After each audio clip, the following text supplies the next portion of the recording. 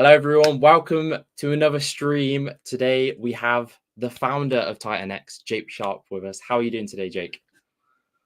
Good. I finally had a good night's of sleep. Yeah. So I'm ready to go. Let's do 24-hour stream. Fuck it. You have been going crazy. There was that 8-hour stream I saw the other day, and I think you did the entire thing, right? Yeah, I was on for 7 hours. Yeah. And Steve, to give credit, Steve was on for 8 hours. So he did longer than me. 8 hours. Wow. Yeah. Wow. Fair enough. Yeah. So if it's okay, I just want to start with maybe just a refresh on your crypto journey so far. What got you into crypto in the first place, and then kind of what led to Titanx after that? So I got into crypto in 2017. And so before crypto, so I started my first business when I was 14, running affiliate sites, etc. And then I got into running ads. So I was running webinar funnels and stuff. And the thing that really hooked me on crypto, because I remember banks in general suck hard. They shut off your account for no reason whatsoever, even if you're doing completely legitimate, legal business stuff that everybody's doing. They'll shut off your bank for no reason. So back in the day, we had to have multiple processors, multiple payment processors, like 20% here, 20% here, 20% here, so that we had like a margin of safety and we could switch one out. So that was before I figured out crypto. So after I figured out crypto, I was first learning about how the dollar works, like the Fed, etc., etc. Then I realized everything's a scam. And then at the same time, this was all around like the same 2-week period where I was learning about crypto, and I was like, custody, ownership. Nobody can steal your money. Nobody can freeze your money. Nobody can take it away from you. You can send it across the world in 12 seconds. Like that was what really blew my mind around crypto in 2017. And ever since that, I was like, okay, this is the future. There's no other way. There's no other way that crypto is not the future, because it's a much better financial infrastructure. Because, like, for example, in banks, if I want to send money to my mom, I do it on a Friday after 5 p.m. It arrives on Monday. It's fucking numbers on a screen. Why does it take 3 days?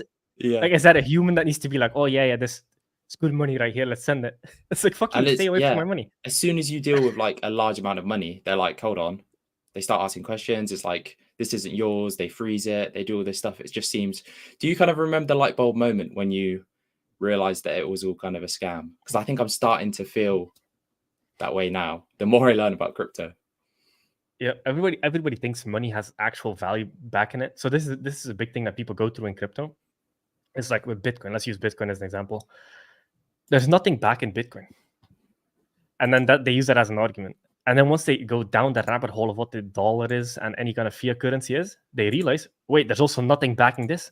It used to be backed by gold, and then it got taken off the gold standard. And ever since that, it's literally just been a number in a spreadsheet. That's all it is.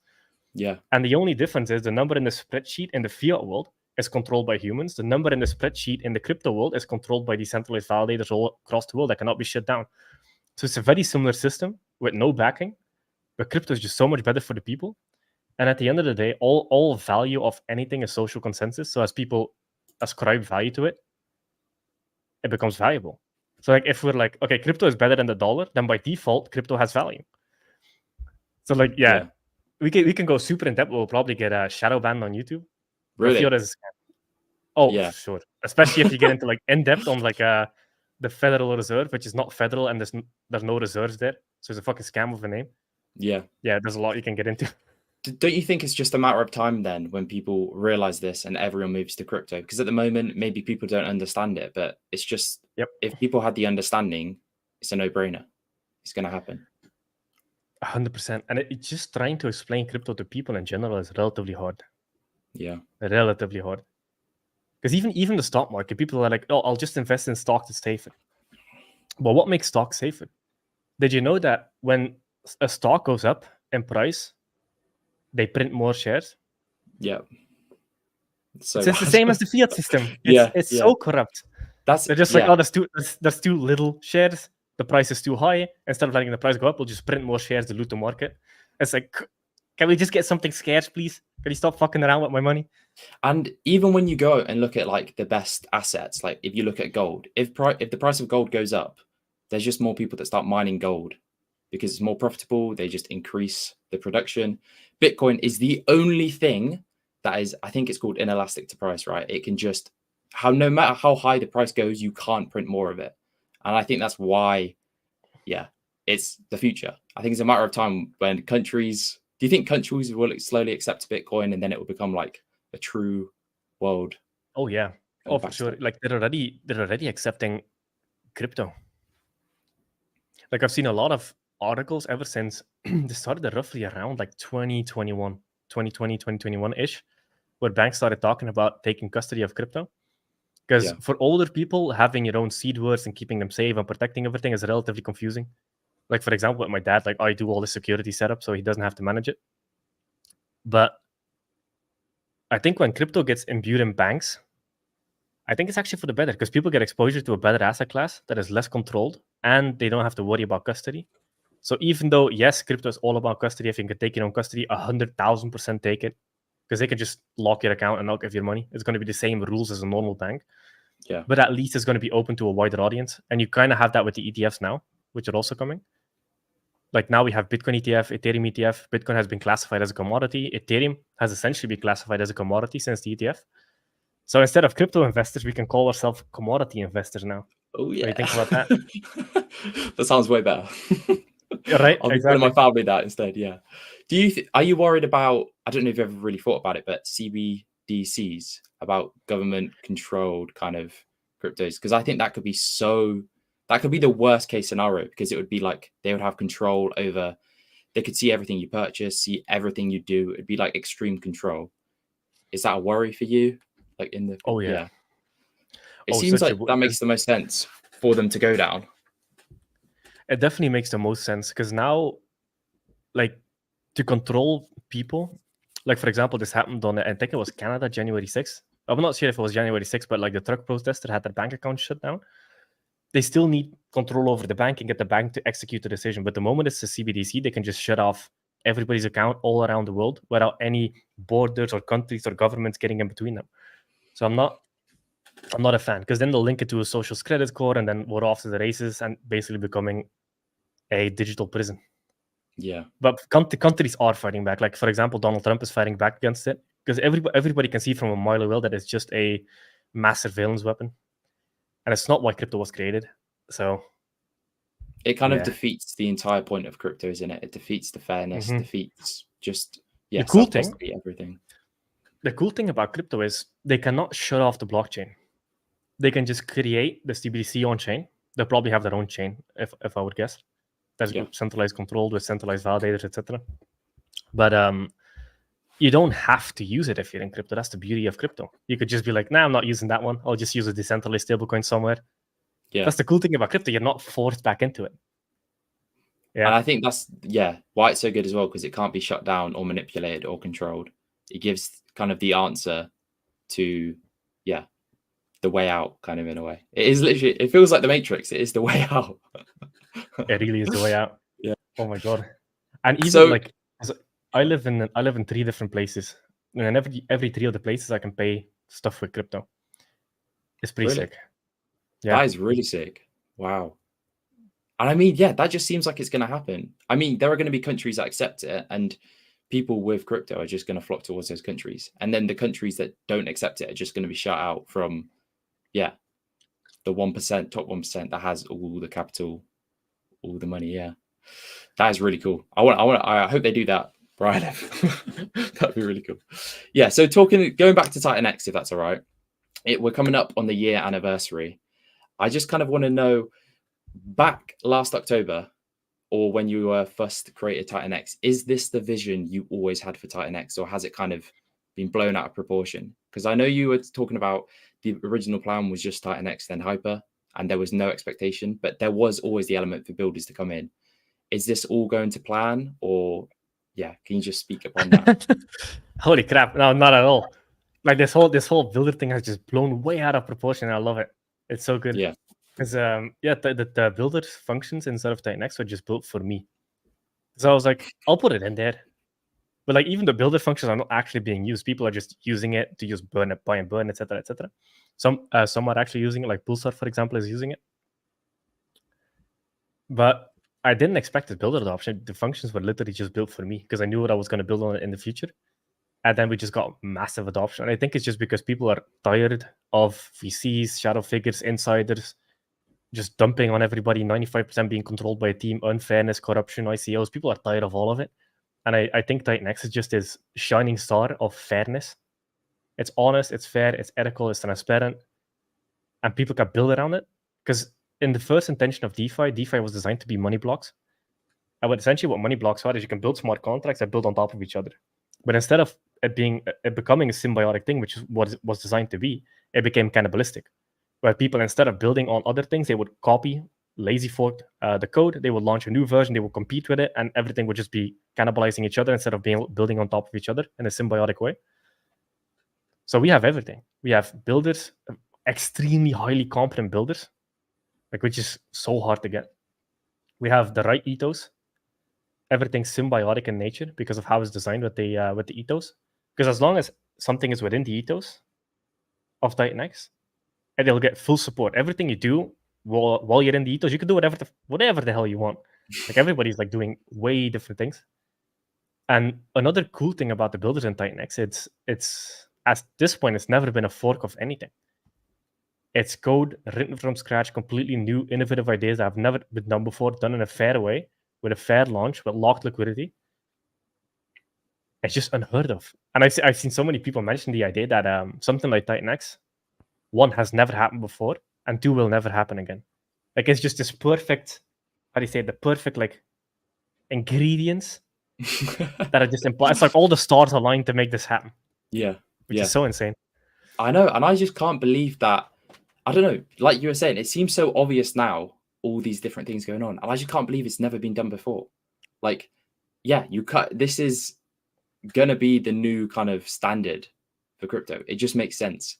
Creating scarcity, creating value. It's just, and like you say, it's not aggressive towards anything else. Everything supports each other.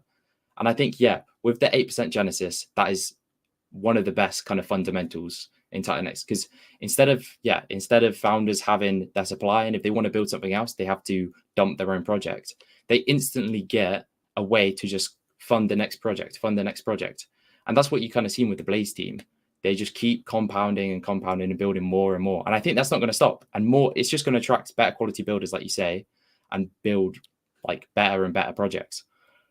Have you kind of thought about where that's going to go? Because we're still so small. I would kind of like to know what do you think about super long term? Because for me, it seems like there's no stop to it. Why would builders stop coming? Because it all benefits each other. It's just going to be this whole moving kind of thing. What do you kind of see for Titanx in the future in that regard? Yeah. Well, one is expansion. So there's 2 forms of expansion. One is going omni-chain, and the other one is building our own, either layer 2 on Ethereum or layer 1. It needs to expand. Because right now we're dominating Ethereum. When it comes to liquidity, 3 of the build on Titanx projects are in the top 10 of liquidity on Ethereum.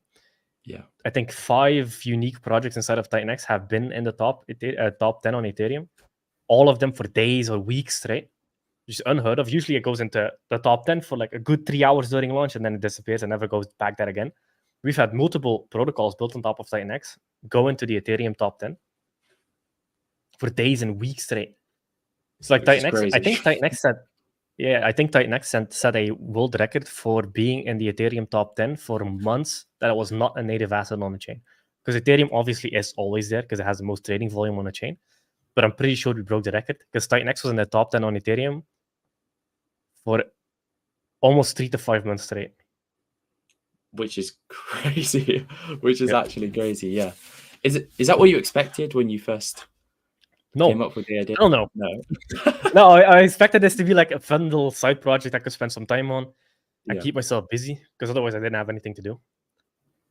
So, no, and then it just, after launch, so the first 3 days, I remember how much Ethereum came in to start miners. And I was like, oh, fuck. There's no taking this back out of the bottle at this point. Or putting it back into the bottle at this point. It's this adoption is insane. Insane adoption. So I was like, okay, I guess this is the full-time thing now for the rest of my life. Ordained by God, Yeah. So before, because in other podcasts you've talked about, you kind of reached the semi-retired mark, I think is what you called it, before starting Titanx.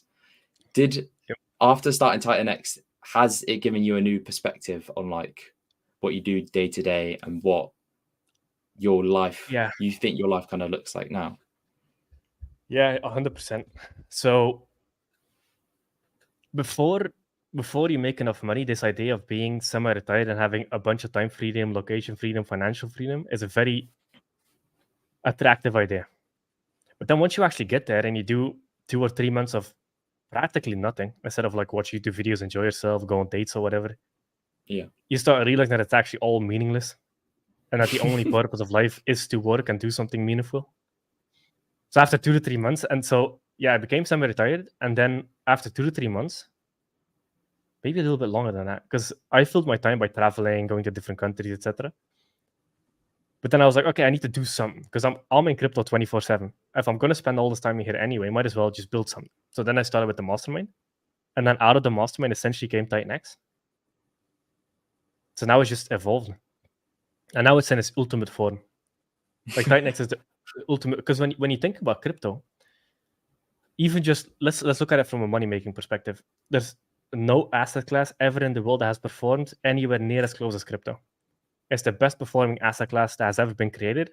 It's the most fair, the most decentralized, the most user controlled. You have your own custody of your own keys, of your own money. Nobody can tell you what to do. And a big reason why that's that way as well is because of how liquidity pools is designed. Because in Titanx and build on Titanx, this is the only ecosystem that I've seen that actually really deeply understands liquidity pools and how to link things together in terms of value and pricing, etc. But to come back on the topic, so retirement is actually boring as fuck. And I was way too young. Like my energy levels Yeah. are way too high to like go full retirement. So I kept myself busy with the mastermind, and then I kept myself busy with Titanx. And now my day is just 24 hours Titanx. Even when I'm sleeping, I'm dreaming about Titanx.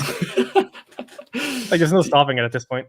Yeah, and there's no part of you that's getting bored or anything like that, because I know in other ecosystems, founders obviously come in and then they make a shit ton of money or whatever, and then they leave. But I think you're in a new unique position where you've already experienced, you know what it's going to be like if you ever decide to kind of exit from Titanx. So is this kind of what you see just doing full time now? Because you're really active on everything, super supportive, like the best role model for a founder to be. Is this kind of what you think is going to carry on throughout the next few years? Oh yeah, for sure. I don't know what could be farther than crypto, because crypto is essentially money. So even when you look at it from like a career and net worth perspective, there's nothing better than crypto. Because there's this rule in money is like the closer you are to the money, the more wealthy you're going to be. But in crypto, you literally become money. You can't get closer to money than being money. And obviously, Titanx is not money; it's a decentralized crypto asset. But that idea is there's no level higher than crypto. Crypto is the highest level you can possibly go to. So at that point, it's like okay. And also, we're so early in crypto. Like the entire crypto market is only how many trillions? 2.32 trillion. Yeah, That's nothing. which That's so small. When you think about it on like a zoomed out world perspective, how big do you think it could be? Oh, at minimum gold. Minimum gold. I think gold is like I haven't looked into 14, this I think. forever. 14 trillion, I think. 14, 15. I'm trying to find it on Perplexity. Yeah, 17.9 trillion to 18.3 trillion. Yeah, so that's like the bare minimum. The bare minimum, because it has all the properties that are better than whatever came before it. I don't see why. Do you think that's a and better I've been way? around. Yeah, I've been around since 2017. So once you've been around in crypto for a while, you start realizing that things can go way higher than you could possibly expect, more violently than you could possibly expect. Because I've seen every permutation of, there's no way this thing can go higher. People said that about Bitcoin when it was $3. Like, yeah, this is going to be nothing, like $3. So maybe a couple million, 100 million market cap. His little side hobby is not going to go anywhere. And now it's $1 trillion asset class. So like, crypto just breaks all of your beliefs of what's possible. So yeah, the rule is don't put limitations on yourself. Yeah. Because things can get way crazier than you could ever expect. And I think with Titanx, it kind of takes that to the extreme in every way possible, because you're burning the supply, you're making it more scarce. Obviously, Bitcoin is scarce and it becomes more scarce over time, but Titanx becomes not deflationary, hyper deflationary. And we're going to enter that period soon. And I think people are going to finally understand what that truly means. And like you were saying, the numbers are just going to be hopefully crazy. But is that when you were kind of deciding the tokenomics for Titanx, how did you come to the decision to make it from hyperinflationary to hyperdeflationary? Because it was the only way to make it fair. Because I wanted to make sure that everybody who came in at the start had a fair shot at getting a large percentage of the supply, but I wanted to make them work for it. So you can either just have Ethereum come in, you get a certain amount of tokens, but I added that time element in there because I wanted to reward the right people to have the largest chunk of the supply because they had the most patience, they waited the longest, they took the most risk. I went 280 days. So the Ethereum plus time formula, massive breakthrough. And then the other breakthrough was, and generally how crypto has worked in the past is, hey, I'm a dude, this is my wallet, send me money, I'll send you tokens back. What happens with the money? You shouldn't know. That's shit. So I was like, what if you just build a system where, okay, you know, the money that goes in does something and you can verify it through smart contracts and code. So in Titanx, for example, it's 69% plus buy and burn because there's a 7% burn pool that was never enabled because the buy and burn is more effective. So it's 69% base buy and burn, but then 28% goes towards the staking payouts of Titanx. Now, the interesting thing that has happened is half of the staking pool is owned by protocols now, which means that at 28%, and all the Ethereum that, so for example, Dragonex and Helios own the majority of the pool now, that Ethereum buys Titanx back first. So it's 69 plus 14%, which is 83%. So it's essentially the Ethereum that comes in to mine Titanx bolsters the ecosystem by essentially 83% of it buying it back. And that protocol ownership of the pool is only going to get bigger. So it might just be 95% plus buy and burn. Yeah, which would be crazy. But I think that's the biggest benefit to Titanx because it's just all being recycled. Yeah.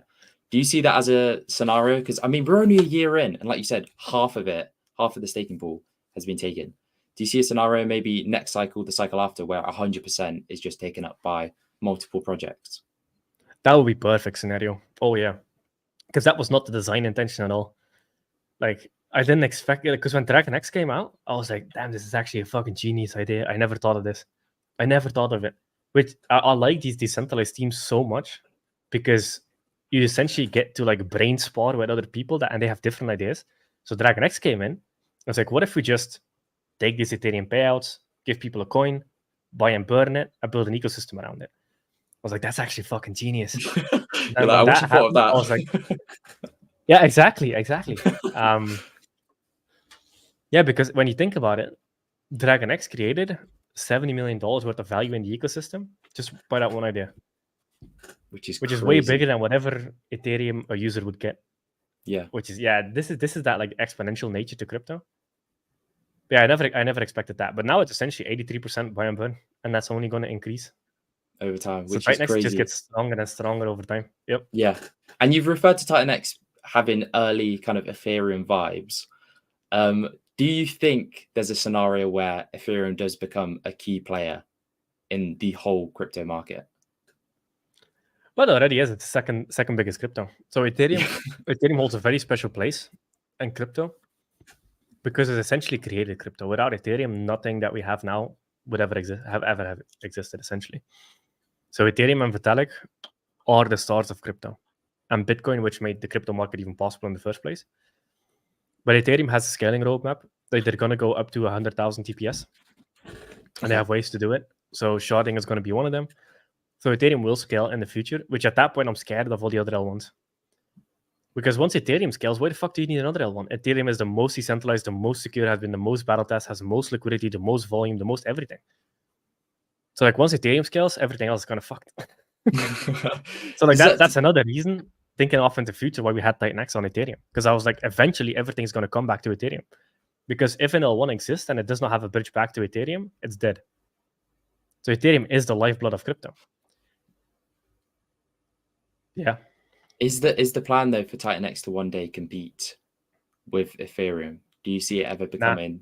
Nah, because it's built on top of Ethereum. And even if we are going down the road of building a chain and using Titanx as the gas, yeah, then probably going to be an L2 on Ethereum. Because I think Ethereum is the vision of what crypto was supposed to be. Purely decentralized, nobody controls it. The founder is like, it's decentralization, decentralization, decentralization. And he believes that security and decentralization is more important than speed, which is why people like BlackRock, etc., build on Ethereum. Because they understand like decentralization, security is more important than speed. When you talk about big money, you're like, I'd rather wait 12 seconds to get my money than have it lost somewhere. If you're sending $1 million, you're like, yeah, 12 seconds to make sure it's secure. Hell yeah, count me in. It's like big money does not care about speed. It's mainly just retail playing around with like $12 is why you need a fast chain. But people with money, they like decentralization and security way more than anything else. Yeah. Is there any part of you that is obviously with Bitcoin, they can make changes, but it has to be a consensus of the entire network. But with Ethereum, it could be manipulated maybe if money comes in, if government comes in. Is that a concern that you have, or do you think it's sort of quite robust? Sort of, yeah. I mean, it's the same with Bitcoin. Bitcoin is code that can get changed on a whim. Like there's no reason they would not change the 21 million cap. It's just social consensus keeping that, because it's literally just a line of code. They can change it and make it forever mineable. Because one of like the topics is in like 2150 year, I think is roughly around when Bitcoin caps. What is going to secure the network if there's no Bitcoin mining reward? I think it would be fees then, won't it? There's a lot of discussion around that. Yeah. Hopefully, because if they don't have fees, then they're kind of fucked if there's no inflation. Yeah, that is true.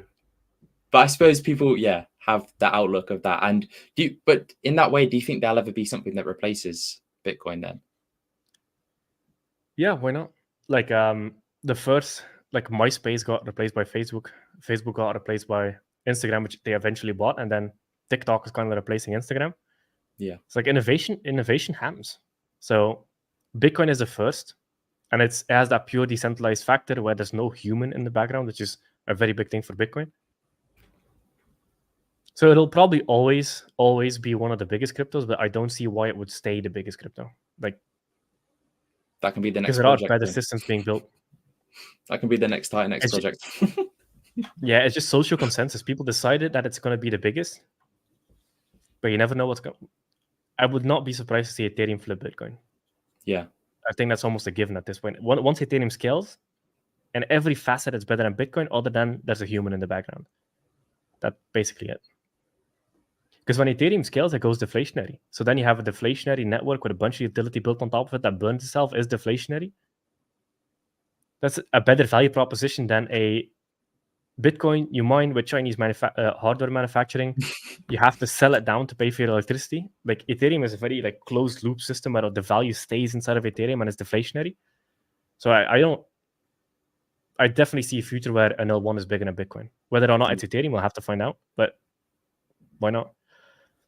I like that you basically described Titanx when you were just describing the way that Ethereum scales. Part of the design. I would like to move on maybe and just talk about if you have any messages for future builders or people that are on the fence about building, because I think we are still so small, and I think it's a message that maybe a lot of people are thinking about, because there are loads of builders springing up. What is kind of a message to anyone looking to build on Titanx? There's a bunch of reasons to build. So one is you instantly get community adoption, you instantly get marketing, you instantly get capital injected into your protocol. That's a very clear ethos to follow. And the ethos exists so that if you follow the ethos, you get instant community support, including from me. But then when you don't follow the ethos, you don't even get mentioned. So you might as well not even build it in the first place. Because if nobody knows you exist, you might as well not exist. So the code is basically invisible at that point. So the ethos is set in place so that if somebody follows the ethos and it's symbiotic to the ecosystem, they get full community support, full community capital, full community marketing. Because we have a massive community that is incredibly good at marketing. So like the hardest thing for a crypto project to get is a community that is good at marketing. That's the biggest thing. So you see so many things launch in crypto, but they die after a day because nobody adopts them. And adoption just comes from community and people talking about it. Because everything is social consensus. So people have marketing, community, capital instantly solved if they follow the ethos. And then once they're inside of Titanx, by default, they have things built on top of their thing.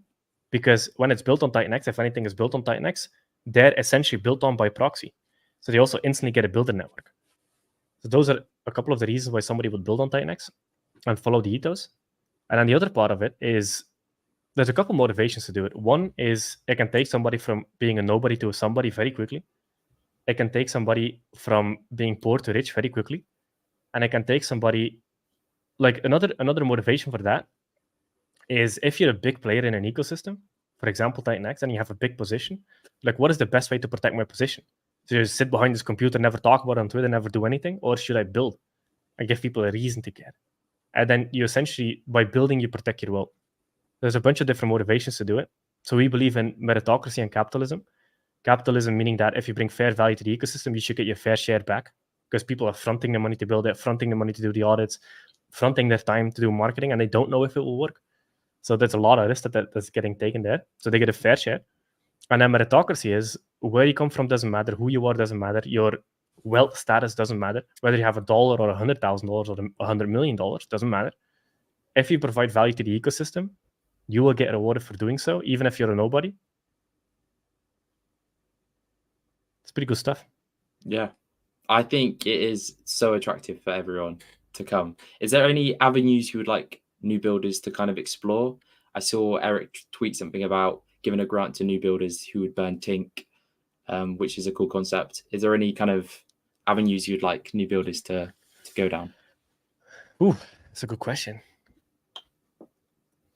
I don't like giving guidance too much, which is why we just have an ethos. Because in decentralization, if you put too many strict rules on everybody, you stifle innovation. So as long as somebody follows the ethos, like for example, Dragonx, if we put too many strict rules on, like, hey, don't use the staking pool, Dragonx would have never existed. So there's a lot of like, just follow the ethos, which is IBSLP. Input token Titanx, so people use Titanx to create your thing. Then BSL is you burn, stake, or lock a percentage of Titanx. And then P is your core pair should be Titanx. And if you're building on something else, like for example, Alien X that just launched, it's essentially built on Inferno, but people use Titanx to enter. And then it buys Inferno, buys Alien X. That's also fine. Still follows the ethos. But I just let people do whatever the hell they want to do. No stick rules. That's the beauty of decentralization. If some wacko comes up with some insane idea, hell yeah, do it. And it's so cool to see that. Yes. Like when we were talking off stream, Steve has just come in and produced an insane protocol. Vault is insane. Yep. And there's more coming as well. And it's like innovation like that has just sprung up. And I don't know, nothing really like that has really happened in crypto. It feels like, right? Yep. Yeah. Which is just insane. It really feels like this ecosystem is just set to explode. Like it feels like we are bigger than we are. And that's so good with the infrastructure already built. It's kind of preparing us for what's coming. Do you think? Oh, yeah. Yeah. Would wait, like for the infrastructure and protocols that we have, we should be way bigger than we are. Now, the reason that is the case is because we're growing from the ground up instead of the top down. So like, for example, we have a bunch of people talking about us and they don't get paid a single dime because they're passionate about it. They know it's fair. They know they're supporting a good cause that is actually changing crypto for the better. Yeah. And that is unheard of because usually how it works is people raise money from VCs and then the only way they get people to talk about them is by paying them. And why is that the case? Is because it's so poisonous and so bad for the users that people are like, okay, if I'm going to sell out my audience, at least give me money. So people feel so bad about talking about it that they need to get paid for the words to even come out of their mouth. Yeah. Which is why grassroots is better. Because when you know if something hits grassroots, it's real and it's going to stay. So like if people don't talk about it without paying them, you have a bad thing. But Titanx, people talk about it all the time without getting paid, which is the perfect early indicator of something is fucking epic. Yeah. Like everyone's just so excited. And I think, yeah, the community that's been built is so positive. Everyone's just kind of, there's no animosity between each other. There's no aggression. Everyone's just so supportive. I fucking love it. Like, I hope it stays this way. Obviously, it's going to be difficult as more people come in, but I really hope it stays this way. Someone's just asked, when can we expect Shogun? Is there any update on Shogun? Probably this year. Yeah. I think so. November? December? Maybe. I'm still working through the mechanics. It depends on how hard it is to build because I want to try and innovate on the minting phase. Yeah. But it's going to be built on all the hyperdeflationary stuff in the ecosystem. So whatever you're in, you'll benefit. So is that going to be kind of like an LP web to link everything? That's going to be part of it. There's a lot of ideas I'm running to. Cryptographics also asking, Shogun is X28? No. So X28 is Omnichain. Shogun is a name I'm thinking about using for a hyperdeflationary thing in the ecosystem. Reusing the name, right? Yeah, because everybody kind of knows about it. I still need to work out the gematria. Maybe I'll pick a different name. I have like a couple good gematria names to pick out of. I have a really cool one. I might use that one, but yeah. These are all just placeholder names. Yeah. And it's going to be hyper-deflationary on top of all the hyper-deflationary projects. That's going to be the main selling point angle that comes from it. Yep. Yeah. Okay. And do you think it's going to help all of them become more deflationary and more scarce? Do you have plans to kind of burn there? Okay. Yeah. Because that is very exciting. Because, I mean, yeah, any big project that you've launched has just gone nuts. And I think Hydra is a perfect example. Like, it's not even that old, and there's 20 plus trillion Titanx that has gone into it, which is insane. I mean, you only need to launch maybe 1 or 2 more projects, and there's no Titanx left. And that's not even talking about all the other builders coming as well. It's very, very, it's very, very exciting. Do you think there are any kind of black swan events that you can think of when it comes to Titanx? So since crypto is social consensus, the black swan event for Titanx is nobody cares anymore. Okay. As long as people care, there's no black swan, because the tokenomics are good, very good. Once something goes hyper-deflationary, every dip becomes a buying opportunity, because you know in the future less is going to exist. So once we have hyper-deflation, I don't know how the fuck you stop it. There's always demand, because there's always something new launching. There's always old projects that still need Titanx. There's auctions happening all the time, which are forced 24-hour demand. The only black swan is people don't give a fuck anymore. That's the only black swan. And obviously, there's not financial advice. It could all nuke to zero tomorrow. Yeah. But we're pretty good, man. Like, and I tried looking at all the back cases, because one of the things I've always adopted as a mindset, and this came from business, is look at yourself from an outsider, look at what you're building from an outsider, and ask yourself, how would I kill this if I wanted to kill this, like my life depended on it? And then instead of killing it, you design it to help it. Which is a very strong mental model. Like, how would I destroy this? And then you build it before everybody else builds it, and you actually make it help instead of kill. And I guess we have that in place because, like you say, if people lose interest, but there's builder incentive to make interest and to make new things. So yeah, I just don't see interest dwindling. Obviously, bear markets, people leave, whatever. But I think that's just going to be a perfect point for more innovation, more building. And I'm excited for the next cycle, the cycle after, because each project that launches has its own kind of unique thing, unique tokenomic. And it's like, I just can't wait to see. I think there's going to be a pinnacle. Maybe it's going to be Shogun that has like almost perfect tokenomics and everything. There's no drawbacks. It's just, pure, the best crypto. Maybe that could be Shogun. That could be Shogun. That could be Shogun. Who knows? Yeah, because you're right. Because when you look at Titanx Hub, Titanx, DragonX, not the same. DragonX Hyper, not the same. Hyper Hydra, not the same. Hydra Helios, not the same. Volt Inferno, not the same. Flux AwesomeX, not the same. Baby Dragon X, Legend X, not the same. Blaze Tink, not the same. Element 280, Ouroboros, not the same. Alien X, not the same. Like, it's all been unique value proposition and different ways of approaching things, with all different people behind it. And this is another benefit of decentralized teams, because every protocol that launches from new people is essentially a new marketing channel that opens up, because different people attract different audiences when they talk about their thing, because people are attracted to different people. Like, women in general like listening to women. Dudes in general like listening to dudes. Dudes with beards like listening to dudes with beards. Dudes without beards like listening to dudes without beards. Like, there's like this fun. It's going to be so interesting, because if this was all built by, let's do a hypothetical. If this was all built by me, it would not be as powerful. It's because it's all different people, all different teams that makes it so powerful. Yeah. And all these projects as Titanx grows and the community grows, we're going to get the attention of different ecosystem kind of leaders, different ecosystem builders, and if they could bring their whole kind of their whole ecosystem over. Is that kind of what X28 is kind of aiming to do, to really expand the amount of users coming into Titanx? Yeah, because every chain has like different things built on top of it. Ethereum is definitely the home of DeFi. But every chain has like different value propositions. There's different stuff going on. Like Solana is basically Rug Central. Base is kind of like the meme stuff. It's going to be interesting to see what happens, because that's just like X28 is going to be infrastructure for Titanx. Yeah. It's going to burn a fuck ton of Titanx, but it's mainly built for infrastructure. And then we'll see from there, because I definitely want to build omni-chain things on top of X28. Every chain just has different people on it by default. Yeah. Like people that are on Base are not really active on Ethereum. People that are active on Solana are definitely not active on Ethereum. So like, it's going to bring in different types of people. Yeah. Is X28 started coding, or is it still kind of pen to paper? The ideas going down at the moment. It's practically done. We even had the first audit done. I'm just waiting for the first payment. Wow. Okay. Yeah.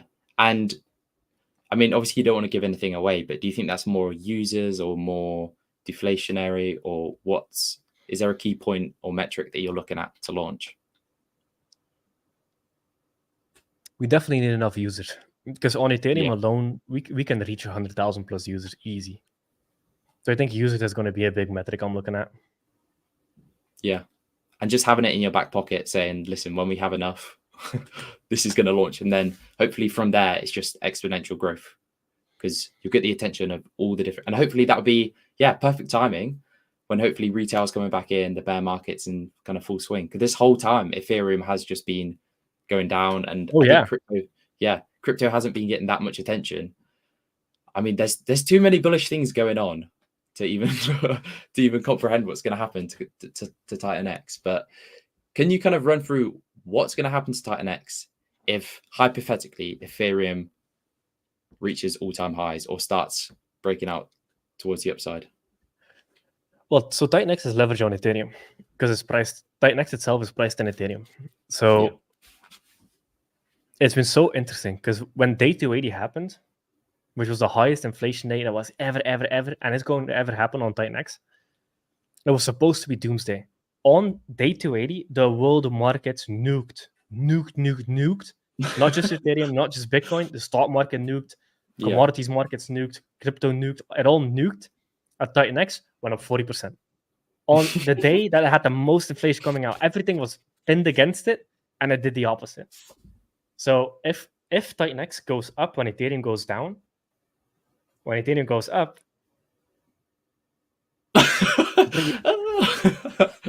who knows? Not financial advice, but that almost never happens. Because when you look around in crypto in general, like we're having our own little echo bubble bull run here, but what we're experiencing here is so small. Because like retail is active a little bit on Solana, but the bull market hasn't actually started. Bitcoin has not really like heavily broken or brutally broken its all-time high. Ethereum is still like 40% below its all-time high. So it hasn't even started yet. We just had our little warm-up season over here. So that's going to be very interesting to watch. Yeah. What happens? I think it makes me even more bullish seeing what Titanx has been doing over the last few months with being dragged down by Ethereum. Like we've seen crazy numbers. And like you say, the key metric of a leverage play on Ethereum hasn't even started to play out. So yeah, I mean, you must be happy looking at all these kind of things lining up. It looks like it's all lining up perfectly. Yeah. So the only black swan is people don't care and people stop marketing. That's it. As long as we have people talking about it, people marketing, and people care, we've played damn good. Like fundamentally, everything's sound. Yeah. And as new users come in to Titanx, are there any kind of fundamental lessons that you've learned since you started in 2017 that you would want them to kind of know and pay attention to? For users? So anyone new, like security or just to understand crypto cycles? For security, it's mainly if you're new to crypto, don't try to do like advanced security setups. Just write it on a piece of paper and keep it somewhere, or do it on metal and keep it somewhere. Yeah. It's probably the safest way to do it. Then from there, make sure you bookmark all the applications you interact with on crypto and ignore everything else. Do not ever click a link on social media unless you know what the link is. And also make sure you read it. I manually type all the links or go to my bookmarks folder. Or you can also do, because like for example, I only interact with Uniswap and Titanx apps. That's it. I don't trust anything else. You never want to approve something that you don't know. You never want to connect to something that you don't know. You never want to. And this is also the risk when people are like trading in crypto. They're touching so many things that 80% of them are rugs and things that are designed to steal your money. So like the more you go outside of the ecosystem, the more you expose yourself to risk. And you really need to know what you're doing. You really need to know what you're doing to even one, make money there, and two, make sure you don't lose all your money. So like have a list of dApps that you go to and make that your only places that you visit. Use bookmarks, write your seed words on a piece of paper. Keep it somewhere. You can do a different security setup off in the future, but that's by far the most secure if you're getting started. And then from there, don't trade. Trading is hell. You get wrecked on slippage. Every time you go in and out, you pay 2% slippage. Every time you go in and out, you pay the Uniswap liquidity provider fees. Anytime you go in and out, like the amount of people I've seen trade Titanx and on every trade lose money. So there were these guys that were so since the bottom of Titanx, there's guys that are trading back and forth the entire time as Titanx is moving up. In that period, Titanx has moved to 10x and they're down 20%. How the fuck do you do that? If they had literally done nothing and just crawled in a corner and jerked off for 3 months, they would have been richer instead of trading. Yeah. Like, that's how crazy it is. Like trading, especially like these people you see on social media, another big thing is, especially on Solana, fucking hell, it's all fake screenshots. You open up your Phantom wallet, you do inspect element, you put a fake screenshot in there, boom, everybody believes you're a millionaire. And now they start following you. So what you do is you then buy these meme coins that are low market cap. You post your PNL screenshot. Hey, I'm buying this next coin. They already have a position on a $10,000 market cap thing. You buy up to 200,000. They dump it to zero. Move on to the next target. They block you on Twitter. It's fucking. I hate it. Yeah, it's such a fucking scammy industry. But before Titanx, I definitely saw that a lot. There would be someone saying, "You guys missed the boat on this crypto. This is a thread of all the new ones." And then you check back at like a few months later, it's gone to zero. Like they're all. Yep. It's so bad. It's like, I think we're so lucky in Titanx that, I mean, nothing really that bad has happened yet. I'm sure it probably will as more users come, but I think, just making sure that everyone sticks to the ethos. And it's like, it just seems crazy that is what the rest of crypto is. It's literally like a war zone. Oh man. Yeah. It is. It's literally a war zone. It's so bad. I kind of want to talk about numerology, if that's okay, because obviously there's a lot of numerology in Titanx. You're big into the numerology. Can you tell us where the beliefs come from? Is it more superstition, or is it kind of got a greater meaning behind it? Oh man, like that. Ooh. So there's a lot that led me into going very deep on spirituality and trying to understand reality and simulation. I think simulation is a better word, actually. So when I was young, I wanted to become a Buddhist monk. Like one day, my mom walked into my room and I was bald. And she was like, "What the fuck are you doing?" And I'm like, "I'm becoming a Buddhist monk, Mom." How old were you? I'm 28 now. Okay. 28. Wow. What the chances? Yeah. How old were you then when you went bald? Oh, I was young, like 13. Yeah, my mom didn't know what the hell to do with me. I'll have to try out my pictures of me bald or buzz cut. I did a lot of buzz cuts. So I was meditating an hour a day.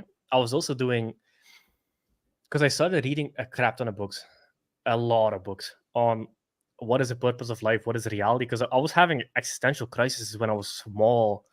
I was like, what is the point of all this suffering? Why is everything so hard? What is the point of life? And then you start reading these books. One book that changed my life is Reality Transurfing. Okay. Reality Transurfing is the best book you could ever read when it comes to like reality. They call it Reality Transurfing, but it's written by a quantum physicist.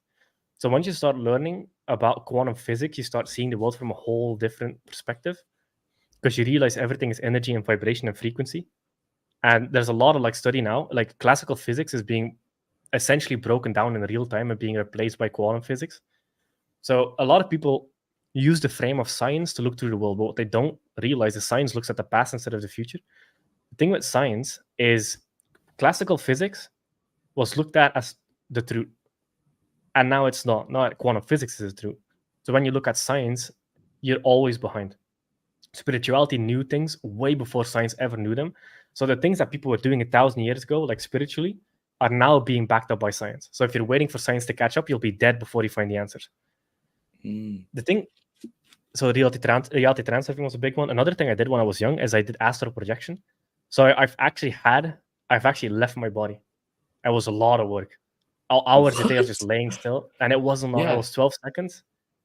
And ever since that happened, I started fearing being fearless. I didn't fear death anymore. Because you start looking at everything from this thing that there's a physical world and there's a spiritual world. And when the physical world ends, you go back into the spiritual. Maybe there's reincarnation or whatever. But I've had a lot of these like spiritual experiences through meditation, astral projection, reading all these books, doing these spiritual practices.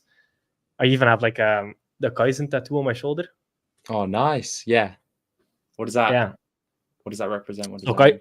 Kaizen is the idea of a continuous, never-ending improvement. It's 1% better every day. So I've always been attracted to like Japanese culture and Chinese culture and like Buddhist monks, etc., and spirituality. But yeah, I stopped fearing that. I started looking at the world differently, and then I started learning about numerology. So one big guy about numerology is GG33. I think his name is Gary Grinberg. He's harsh to listen to, but he speaks facts, and he because usually when you find numerology, you find these like women that talk about it in a very like woo-woo way and not practical at all. Yeah, what's your star sign kind of thing. Exactly. Yeah. And then they give the most basic placeholder answers you could give that apply to everybody. And then this guy came along, GG33. This was like years ago that I found him.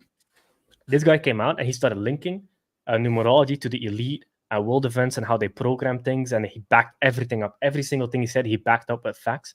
And I was like, holy shit, there's programming in the simulation. So then you can either use numerology to do extremely bad things, like stuff we can't mention on stream without getting shadow banned, or use it to do good stuff. So like 28 is a number of wealth, 8 is the number of money. If you understand your life path, I also did a lot of personality tests, like 16 personalities, Myers-Briggs, Dark Triad, Enneagram, Zodiac sign. Zodiac sign is more powerful than actual horoscope. So learning all that stuff about yourself and then building around your strengths and looking at everything from a spiritual plane and karma. 8 is also the number of karma. What goes around comes around.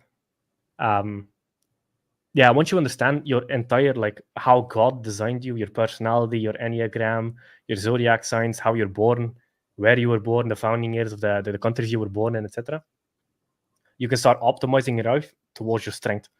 So I'm a 22 life path, so I'm a master builder. So I've always been obsessed with systems. Ever since I was little, I had like spreadsheets for everything and building systems and like linking everything together. I even like when I did webinar funnels, I built my own essentially messenger autoresponder because that didn't exist back in the day. So we would have like people sign up to a webinar and there was no now it exists, but there was no software to link webinars to like messengers to send people messages or messages to remind them to show up to the webinar. I built that. I coded that when I was very, very young. So I was always like, how can I email marketing before email marketing kind of thing? Like when you're... So it's essentially email marketing, but via messenger. That did not exist back in the day. So I built that. Yeah, and if I was smart, I would actually have built it. Yeah, exactly. I realized that later on. I was like, fuck, this is a massive breakthrough. Why didn't I? But I was dumb. I was like, I want to optimize this thing, so I'm solving my problem. I'm building it. Yeah. And I did. I built it in roughly like a week and a half, and it was very MVP, but it worked. So I've always had this like very system-based mindset. I was always good at like organizing teams. And then I talked to a couple guys, and they were like, the 22. I think Abraham Lincoln is also a 22. Whatever. The master builders, are really good at bringing people together, bringing a vision into reality, and building the systems to keep it there. And they can often see things before everybody else can see them, and they can essentially build things that execute their full potential. That's like the power of a 22. And like 33 is a number of influence, and 11 is a number of the influencer. Yeah, so there's a lot you can get into there, but I'm massive on spirituality, man. Like real reality transurfing, and your life is never gonna be the same again. You know, the crazy thing is, I met this guy through work, and he said very similar things to what you just said about he had an experience when he left his almost left his body, like through like lucid dreaming he was talking about, and he Oh, said, I did that all the time. yeah, and he's just basically described exactly what you've kind of gone through, which It's is real, man. crazy. Yeah, which is crazy. What do you think then? Do you think there is a spiritual plane, like almost a different dimension?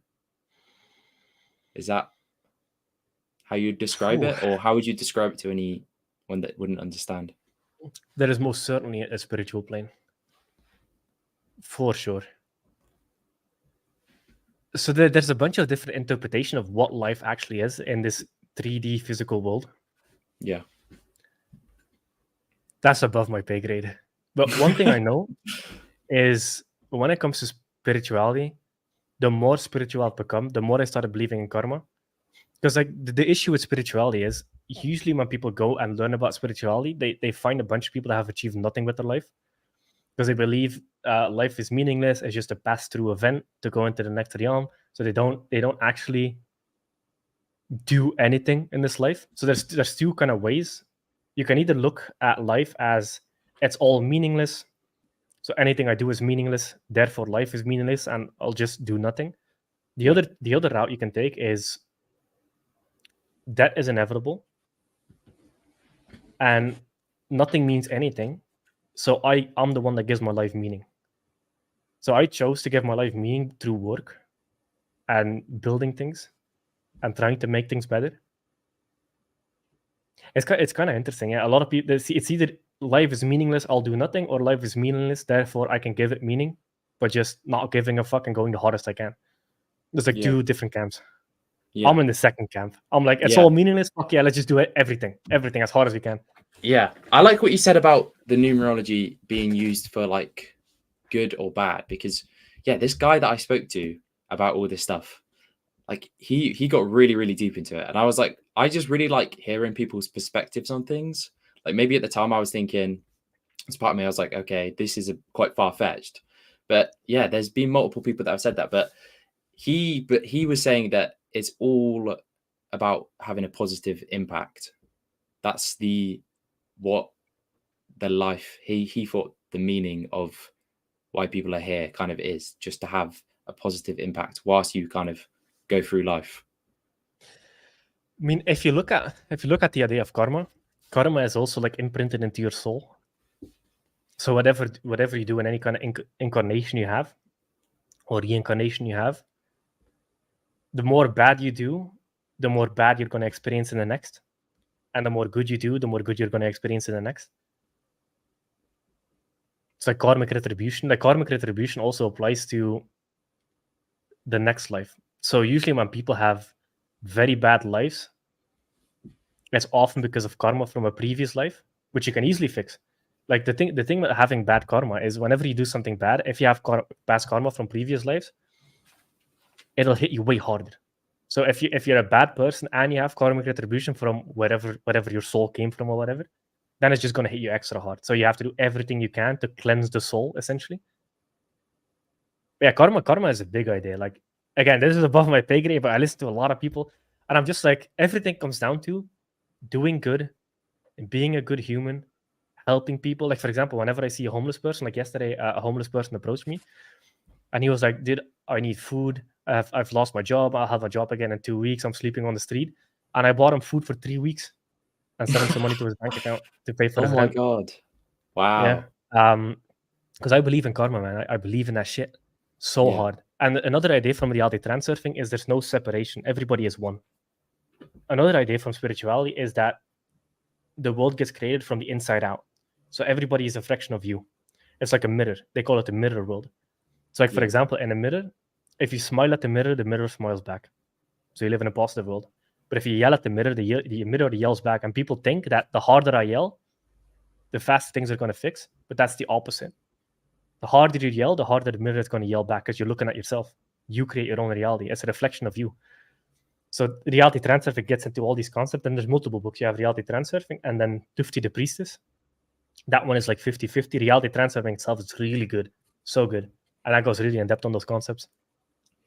Do you think going deep into all those concepts, it gives you more fear of or more understanding about life? The big thing you'll learn about karma is more about intention than it is about the result.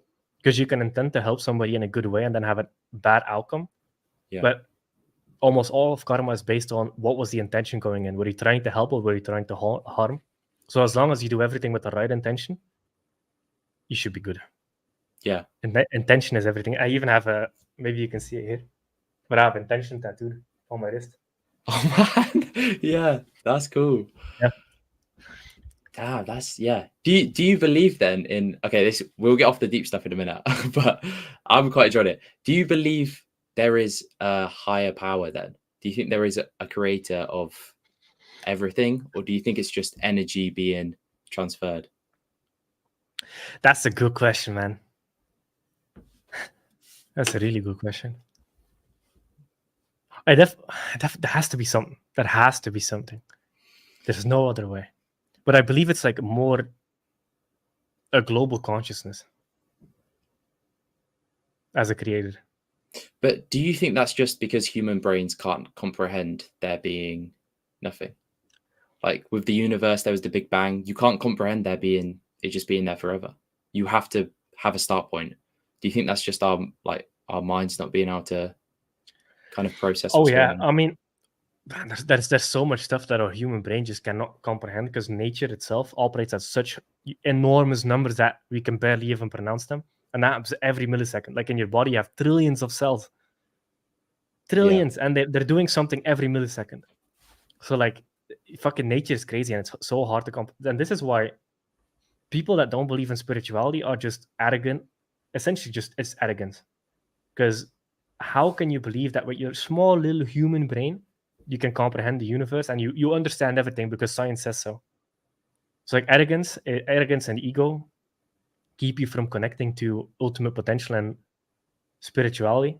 So I've always understood that the human brain is very, very, very limited. So if I listen to the conclusions that other humans have had, I'm limiting myself to their potential. So by believing in something bigger, because science is always behind. Like probably 2,000 years from now, people are going to be like, we're going to be living amongst the stars and on multiple planets, and like, oh, you remember these guys back in the 2000s that thought they knew everything about the world, and they were killing each other in wars and shit. They thought they knew everything, and then they're going to be laughing at us because like we evolve and we learn more, etc. So I think you're just better off making the conclusion that the world is bigger than you know. Everything is energy, and you just have to get the right energy, and you have to cleanse. You essentially have to cleanse your soul, get rid of negative thoughts, get rid of anything negative, because whatever is inside comes out. So if you constantly think negative, you create a negative reality. Yeah. Is there any part of you though that thinks all the numerology, spiritual stuff is just your mind making sense of everything? Could be, yeah. Like how sure are you? You're always trying to pattern match as a human. So like numerology is just a way for us to try and comprehend the simulation. Yeah. It's interesting, right? Yeah, it's super interesting. And when you speak about simulation, do you believe talk on that? What do you think? Do you think it is nature, or do you think we are actually in a matrix type? So the idea in quantum physics is that there's multiple parallel realities happening at every second, and everybody's in their own slice based on their frequency and energy. So whatever reality you experience, you were the one that created it. And there's also an idea in quantum physics, and this is where your brain just starts melting. Is in quantum physics, when you look at something, it exists. When you stop looking, it stops existing. Which means your reality is literally simulation. Like I'm telling you, if you go so deep into quantum physics, you start questioning everything. Is that like being a proven experiment, or? Yes, yeah. So I think it was called a double slit experiment. Was one of them. Yeah, because I learned this from Sam Ovens. Like I went to a lot of his courses, and he had one like mindset module around quantum physics, and he talked about these experiments that they've done. And it just, man, yeah, it just fucking it breaks your brain. You're like, how is that possible? Yeah, it's insane. Yeah. I mean, when you think about it, like we're already at the point probably in the next few years where AI is going to be able to create simulations, simulate the universe, and just blow it up on a computer and run every single planet, star, everything. So, and that life on that planet in that simulation is going to believe it's real. So, yeah, I think there's probably a high chance. It kind of, I don't like thinking about it because then you come to the point of meaning. It's like, okay, so we're Well, just, then you just give it meaning. It's like a video game. Like a yeah, video game is pointless, but you're like, fuck it, let's max it out. Let's make it fun, you know? yeah, definitely. Yeah. Damn, that got really deep. Right? This stuff's really interesting though. I like, yeah, because the numerology I think is it's really cool. But I think as more people come in, they're going to be questioning and asking questions. But I think you've just done a good job to kind of go through your beliefs of what's backing it. Yeah. Yeah. So maybe we can just move on to let me just turn this over. Yeah. What are some life lessons that you've kind of learned in general that you would like people to kind of pick up on, or any advice that you have? I think one of the best skills I've ever learned is meta learning. So meta learning is the skill of learning how to learn. So there's a couple Okay. books. I think it's Your First 20 Hours. And there's another book, it's something around numbers. But learning how to learn is by far the most important skill. And I learned that at a very early age. I had systems around learning. Like, I'll talk around the system now. So I had this, I used Notion to create it, but I had this meta learning protocol. And essentially what it is, let's wheel it back a little bit. So when you learn about a idea, so let's say coding Solidity, you learn about an idea. And then you're like, okay, I want to learn this in the fastest way possible. So then you do the 80-20. So in Solidity, you can learn everything. You can learn literally everything. But what is the 80%? What is the 20% that's going to get me 80% of the results? So then you start watching YouTube videos and you're like, okay, what are people talking about all the time that I should learn, like the minimum to learn? And then you build a learning plan around the things that actually matter that everybody talks about, because that's the most important. So then you cut your learning time from 1,000 hours into 20 hours by just focusing on the things that everybody's talking about that are the most important, mastering that first. And then you have like an 80% comprehension of a skill in 20 hours instead of 1,000 hours, because over those 1,000 hours, you're learning everything. You're all over the place. You never have deep understanding. It's Yeah. like with swimming. You have to learn how to stay above water. Then you have to learn to breathe. Then you have to learn to swim.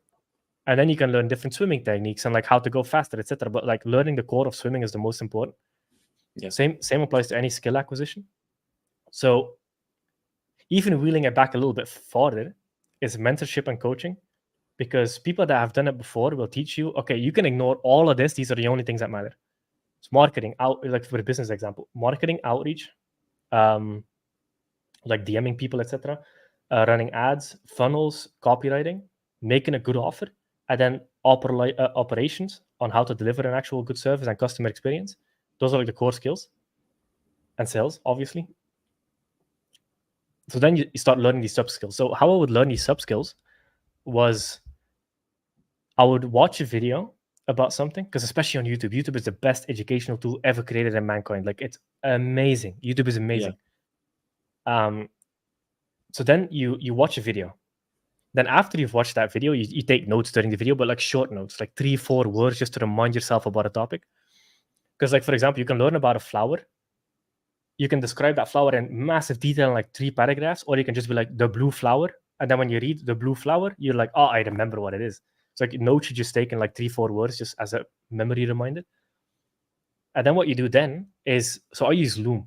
I record a video to myself, essentially teaching myself the thing that I just learned. Because the quickest way to learn is teaching. And that's a private video.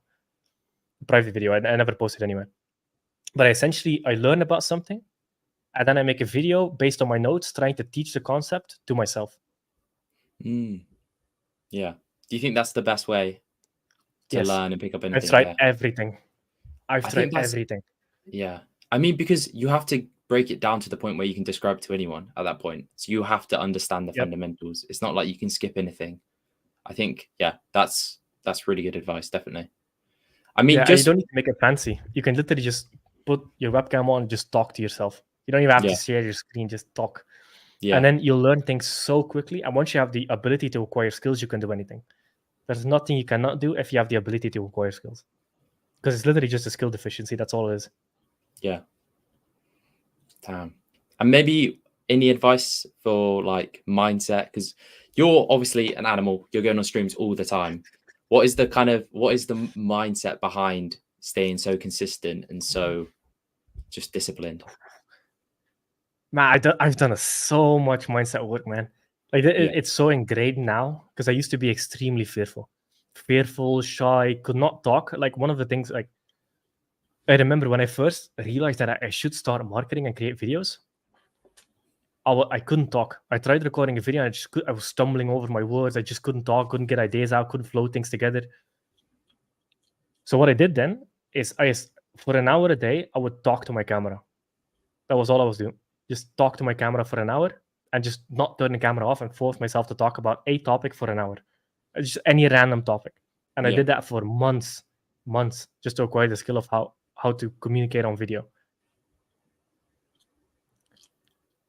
Wait, what? Oh, yeah, so mindset. My mindset has always been, so I was very shy, extremely fearful, extremely scarcity mindset because my mom always had issues with money. We could barely afford food. We had to live with other people because we couldn't afford rent. Yeah, and my mom was an alcoholic. She's completely sober now. She's absolutely amazing. But I grew up around that scene, being in bars all the time, I've seen people get stabbed right in front of me. Like I've seen bad shit.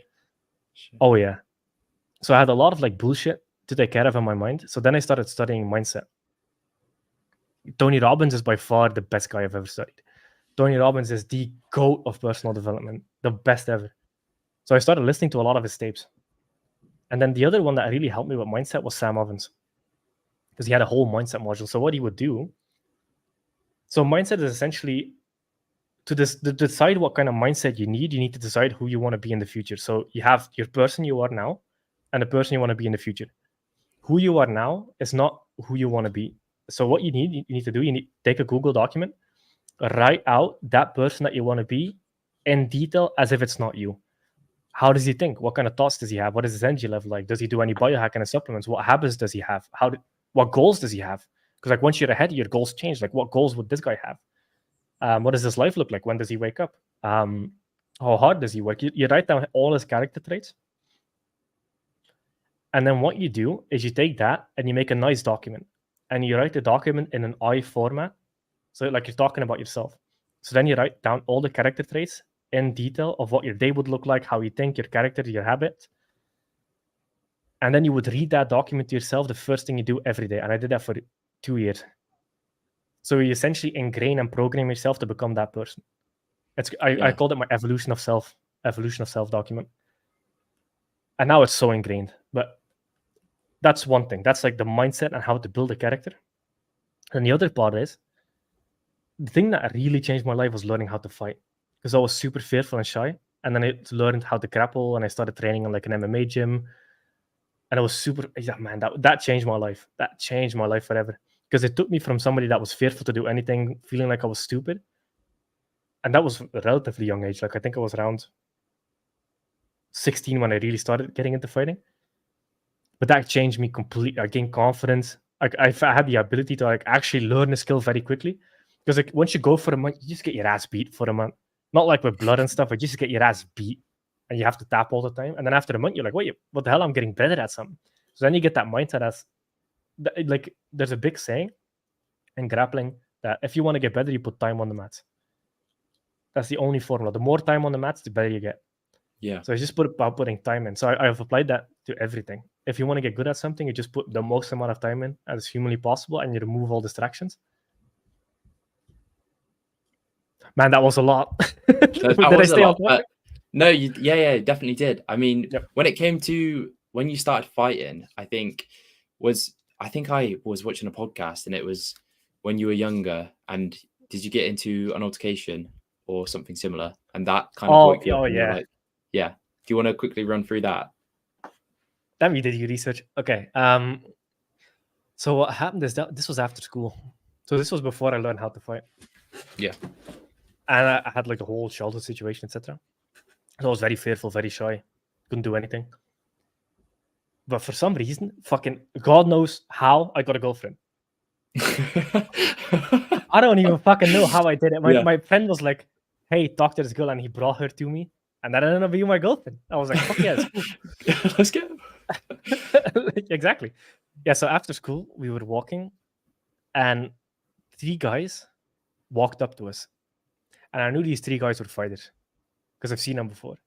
Yeah. And they essentially, I was on my bike and she was walking next to me.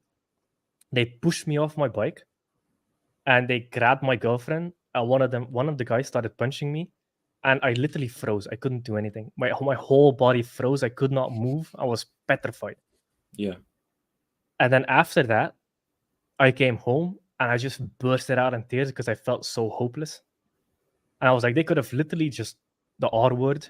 They could have literally just molested my girlfriend right in front of me, and I could have done nothing. Just Yeah. sit there petrified and frozen. And I just had I had a break. Something just broke in me. And then I just like, okay, I need to learn how to fight. And then I dedicated my life to fighting. I was training 7 days a week, like an hour a day, 2 hours a day, grappling, MMA, wrestling. And then the funny thing about learning how to fight, you think you'll actually use the skill. But the thing that it does with fighting is like, because once you're a fighter, when you see somebody that has also fought, you can just read it. They have like a different aura around them. So like once you learn how to fight, you actually never have to use it.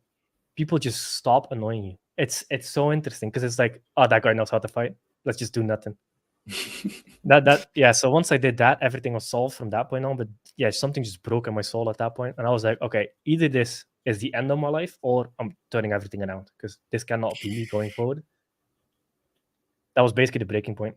It is, yeah, that's crazy. Because when you look at like successful people, it's usually they've had a difficult childhood, or there's some catalyst that's happened in their life that's kind of forced them to be different and not be average. And like you say, just work super hard. And that's exactly what's happened. I think, yeah. Do you think it's mainly just confidence? Because I'm quite big into the gym, and I kind of found just going there kind of gives you a mindset shift where you just gain confidence, and then the way you present yourself is different. The way you communicate is different. Do you think that's the key lesson? Oh yeah, the key thing behind it. Yeah, 100%. You need some kind of physical prowess. I'm a big believer in fighting. I don't train anymore. I want to go train again, but right now it's a little bit busy. Yeah. Yeah, because fighting also just drains your energy because you go hard. So like it drains your like mental bandwidth is wrecked. Like if you actually, because you can go train fighting, or you can actually train fighting. Like actually training fighting, it takes everything you have. It fucking eats your soul alive. But yeah, that and then I started. Yeah, the gym and fighting were a big one because you show up consistently, you see yourself get better, you actually start building, you start feeling stronger. Does something to your confidence. Because there's a lot of overlap between the gym and business in general.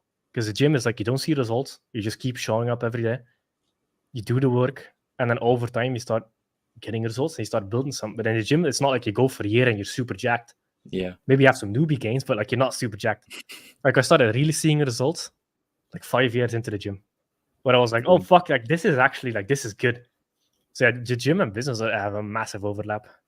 It's like delayed gratification is so important, especially with everything being so quick at the moment. Everyone wants quick fixes, quick things here. But yeah, the skill of experiencing discomfort and like always showing up, I think that is the most important thing. And obviously people don't want to do it, but that's why you have to do it, because otherwise you'll just be ordinary like everyone else, really. Yeah. Yep.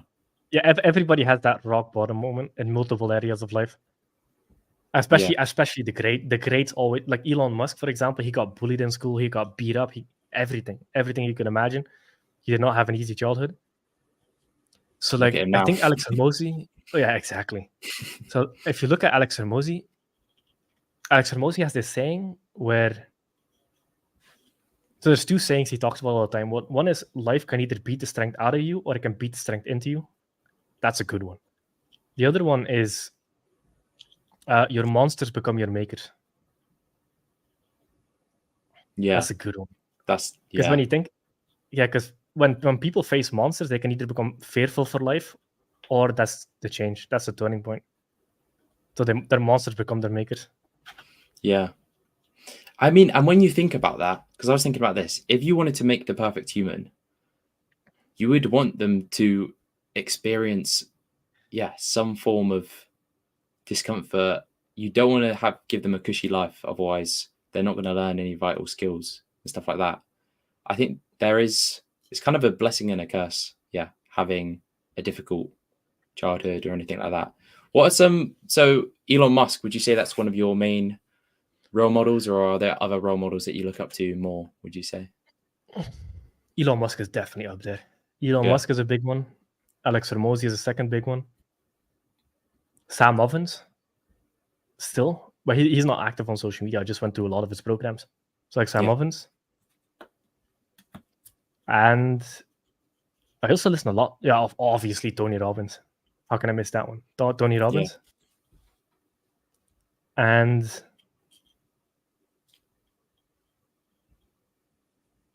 I like Ty Lopez. He's not really a role model, but the dude's smart when it comes to like life. But mainly Tony Robbins, Alex Hormozy, Elon Musk, Sam Ovens, and a little bit of Ty Lopez for sure. Yeah. Do you listen to them regularly, or is it just kind of when you're at a low point and need some motivation, do you kind of listen to them then? So this is kind of interesting. Like one of the changes that I had once I started learning how to learn was that all my free time is just learning. Like I relax by watching like educational videos. Yeah. I don't really watch Netflix. I'm just in my bed with YouTube and like I'm massively educated. My girlfriend is like, how the fuck do you watch this to relax? This complicated. But I'm like, this is so much easier than what I do when I work, you know? So like anything that is easier than work is relaxing. So I watch my educational videos to relax. All my free time is basically just listening to educational stuff. It's kind of interesting. Yeah. So even my free time, I'm doing something, and that's not on purpose. It's just I cannot watch Netflix. I need to watch something educational, otherwise, I don't know what it is. Yeah. Just relaxes me. Yeah. Do you think that's just you need stimulation? Like you can't be doing, just not brain dead, but just nothing that stimulates your brain. Do you think that's what? Oh yeah. Yeah. Oh, for sure. Yeah, I definitely need stimulation. I'm a heavy stimulant guy. Even like nicotine, coffee, biohacking, nootropics. Yeah, because I'm like, life is short. It's like we need to squeeze the most out of it. It's like even because we all need relaxation. We all need relaxation. But I'm like, okay, at least my relaxation is like somewhat productive, you know? Yeah. But I was thinking about this, and this is a crazy outlook on, because I think previously everyone knows that the one thing in life that's guaranteed is death. But with AI on this like exponential curve upwards, you're going to be able to scan human brains. You're going to be able to cure everything. You're going to be able to prolong life. So maybe it could be instead of living your life because you know it's going to be short, you could try and live to the point where you could 10x your life, 20x your life. Is that something you've kind of thought about, or? Oh yeah, man! If I could become a robot, fucking sign me up. Hell yeah.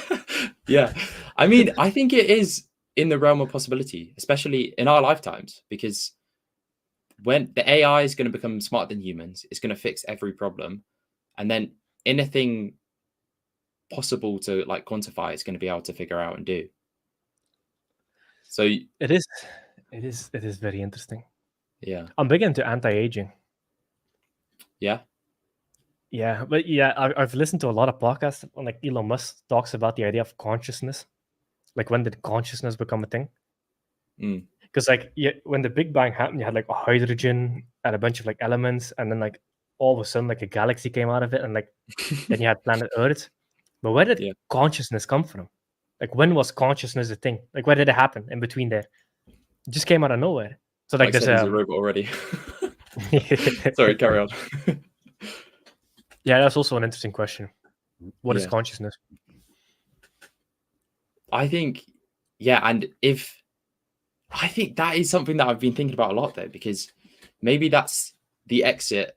So you want to try and obtain as much wealth as possible and prolong your life as long as possible. So then you could possibly 10x your life and experience everything instead of living it. Maybe. I don't know. Yeah, maybe. What do you do for anti-aging? Is there anything you kind of follow? I'm not that hard on it now, but I do a lot of basics. I take I think like 20 or 22 supplement pills every day, just like general health stuff. Yeah. We do nootropics. I used to do red light a lot and sauna every day. I'm in a different place now, so I don't have a sauna here. But when I'm in the other place, I do sauna every day. So I do that. My diet is clean, mostly protein, fat, a little bit of carbs. I eat dessert.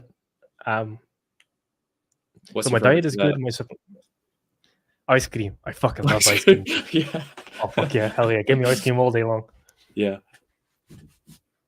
Yeah. So mainly You- supplement stack. Yeah. Just some health habits. Move around a lot. Like even in my room, I have like trampoline behind me, like a little boxing dummy, some weights. Trampoline. Like when I'm doing, oh yeah, I like jumping A up big and down. or Oh, that it's is true. small, like a meter or whatever. It helps a Yeah. lot for energy.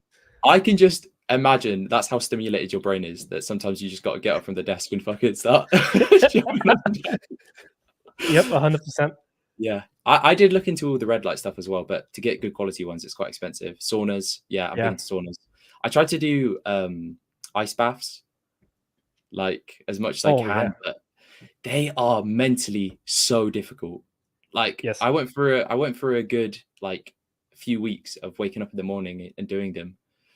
But yeah, as it gets colder, it's just a different, that's like a mental battle. But if you overcome that in the day, it makes your day like, Yeah. that's the hardest In part my of the other whole day place, I to also have overcome.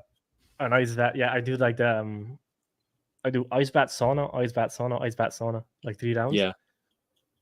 Oh yeah, but yeah, like you said, to get in there. So like my it's so funny. I have a mental trick because like in the fight gym I used to train, they would always like the way they would hype people up is you a bitch, are you a bitch? I'm like, oh, I don't want to do it. Yeah, yeah, that's exactly Start how a bitch insulting would you. act. And I was like, Yeah. yeah, exactly. So like I always have this like mental model in my head when like I'm in front of the ice bath and I just repeat to myself, I'm a bitch, I'm a bitch, I'm a bitch until I force myself in. Yeah. Oh Yeah. yeah. Some mental torture to get yourself in there. It definitely is. But that's the thing, it's like if you force yourself to do these things, it kind of benefits Oh everything. yeah. Gives you better mindset, gives you more clarity on everything. Definitely. I mean, what do you think?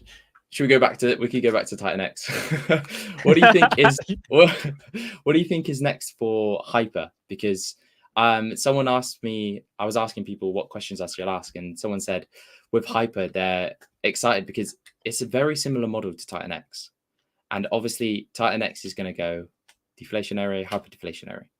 What do you see playing out for Hyper? Do you think that's going to be a whole almost copy and paste ecosystem that's sprung off that benefits Titanx? Maybe there's definitely an ecosystem being built around Hyper. Yeah. A Hyper is not as deflationary as Titanx because the binding formula is way different. Like it's designed to Yeah. be compounded. Titanx is designed to mine and hold. Hyper is designed to mine and compound.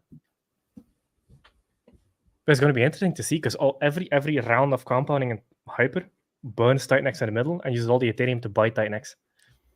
So like it was designed to just be like this flywheel on the side if people want to come in with Ethereum. Because a mining ROI is very easy promotion. So I wanted to always have that. And then people use it to compound. But it's going to be interesting to see what happens with Hyper once things are built on top of it. Yeah. Because then you could just have this non-stop, unstoppable compounding machine that burns Titanx in the middle like 20% of the time and buys all the Ethereum buys Titanx. Which would be crazy. Yeah. I think when I spoke to Bad Sports the other day, he was talking about these kind of core pillars that are coming up from Titanx, which projects are building around, but it all kind of funnels back into Titanx. Yeah. Yep. It's really very unique, and we definitely haven't seen it like anywhere before. Is it okay if I've got some questions? Can I just do quick fire questions and you can answer with maybe one word or one phrase? Because I saw it on that stream you did the other day. Yeah. So what's your favorite band or artist? Come on, quick. First thing that comes to mind. Russ. Okay. What is your favorite Titanx project? Titanx. Yeah. Okay. What is your dream car? I already have it. I can't say it for like OPSEC. Okay, second favorite car that if you could pick, or one type of car, like Lamborghini, Porsche. Is there a I brand that love you prefer? I love V10 and V12 engines. So Okay, anything that okay, has that, I'm in. yeah. What comes to mind when I say Titanx? Oh, fucking epicness, never done before. What is your favorite food? Ice cream, What do you believe is your purpose? work, Work. Yeah, just work. just Yep. work. I mean, I think that's pretty much everything. We've been going for an hour and a half now. I think. Are there any questions in the comments? This was a good stream. This was a really good stream. I feel like I've learned, a lot. AGI, and AI will build a new consciousness. Yeah, I mean, it's definitely a unique time we're living in. I feel blessed that we weren't born 20 years later, because I feel like you'd be born with an iPad in front of your face and you're just gonna, be suckered in. But now we have a perspective on everything. Great stream. Yeah, I mean, I think that's pretty much it then, Jake. Is there any closing remarks you'd like to leave to the people watching? Yeah, when Phoenix. Yeah. So Phoenix, it should be soon. It should not be that far. Maybe early, mid-November. It should be coming out. And obviously we'll drop the white paper before that, but it's going to be exciting. Read the white paper because I know what it is. It's a really good idea. Like, Yeah. it's awesome. I like it.